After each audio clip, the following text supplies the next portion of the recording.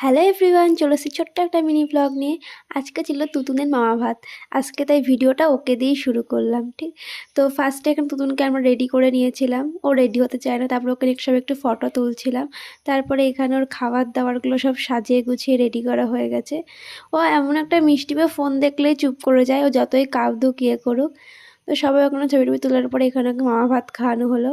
ও খেয়ে খুব ভারী মজা পেয়েছে। ওদিকে চামচ ধরেই রেখে দিয়েছিল। তারপরে একটু ওখানে ফটো তোলা হচ্ছিল। তারপরে ছিল আমার দাদা আর বৌদির ভাত কাপড়। বিয়েটা হঠাৎই হয়েছে, যেখানে ভাত কাপড় দেওয়াটা হয়ে গেল। তারপরে আমরা সবাই খেতে বসে পড়লাম।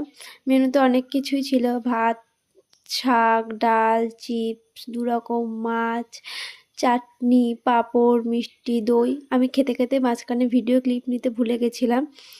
তারপরে খাওয়া দাওয়া করে উঠে আবার একটু তুতুনকে চটকে তারপর বাড়ি চলে আসি। তো আজকের ভিডিওটা এই পর্যন্তই। তোমাদের যদি ভালো লেগে থাকে তাহলে অবশ্যই ভিডিওটি like, comment, share and subscribe করতে ভুলো না। টাটা।